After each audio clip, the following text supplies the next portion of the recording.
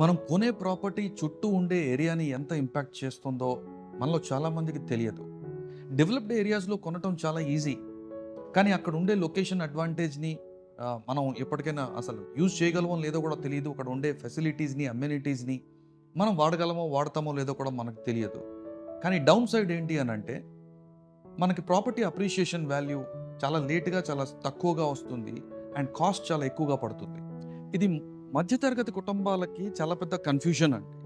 బ్లైండ్‌గా brand name చూసి కొనేటటువంటి strategy మధ్య తరగతి కుటుంబాలకు సూట్ అవ్వదు.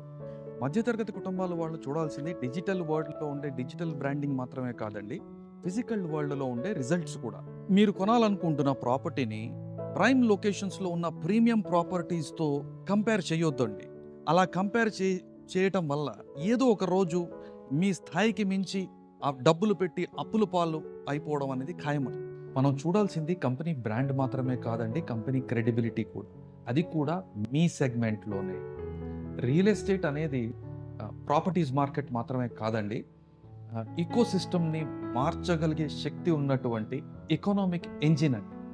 ఒక ఏరియాలో ప్రాపర్టీస్‌ని బట్టి ఏరియా ఇకోసిస్టమే మారిపోతుంది. అక్కడ life style, social life, opportunities, business అన్నీ మారిపోతాయి. ఓఆర్ఆర్ ఎగ్జిట్ నంబర్ 3 పక్కనే ఉన్నటువంటి ఇస్నాపూర్ అండ్ ముత్తంగి ఏరియాస్‌లో 7 సంవత్సరాల క్రితం ఎటువంటి అపార్ట్మెంట్ కల్చర్ లేనప్పుడు ఇక్కడ ఫస్ట్ ప్రాపర్టీ కన్స్ట్రక్షన్స్ చేసినటువంటి ఏకైక కంపెనీ ఎంపీహెచ్ డెవలపర్స్.